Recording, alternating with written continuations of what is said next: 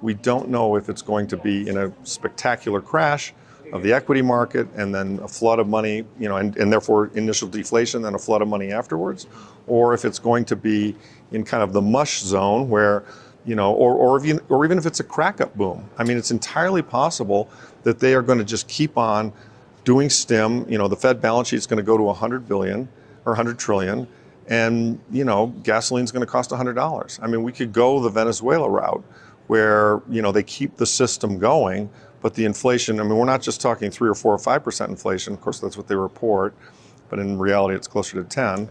It's a problem. Let's close the conversation back on sound money now. You've given me a few assets already: gold, silver, mining companies, oil. You also mentioned to me offline Bitcoin. Yeah, Bitcoin. I'm a big proponent of Bitcoin, and unfortunately, a lot of people in the gold business, don't take the time to understand and study Bitcoin, and they should.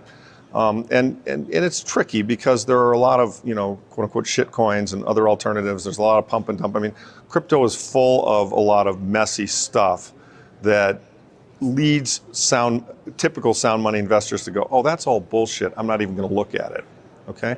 That's the wrong conclusion.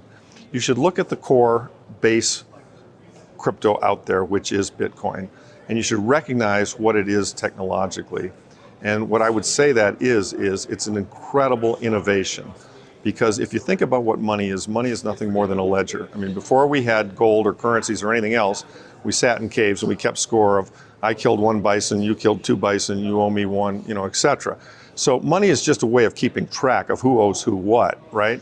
And if you can create a digital ledger that is immutable and can't be cheated on, that's arguably even sounder as a form of money than gold, because it's triple entry accounting. Everyone can see it.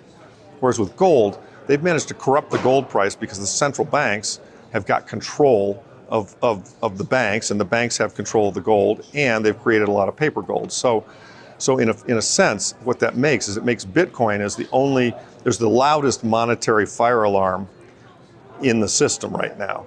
So, one of the things I would say to you is, most gold bugs feel the way I do, which is they're astounded that here we are with the most massive money printing operation in the history of the world. I mean, 30% of the money in existence has been created in the last year and a half, 2 years, right?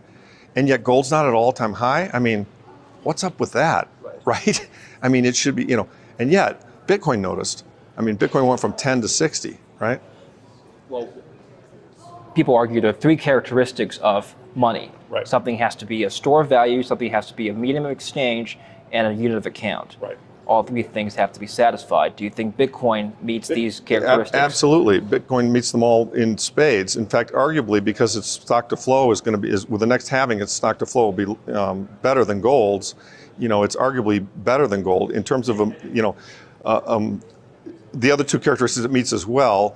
The only thing it doesn't meet, it's not as easy to transact in today, although it's easier than gold. I mean, people aren't using gold coins to do transactions, but that's all going to get solved. I mean, go look at Strike, go look at Jack Mallers, go look at the Lightning Network. Yes. They're going to solve that.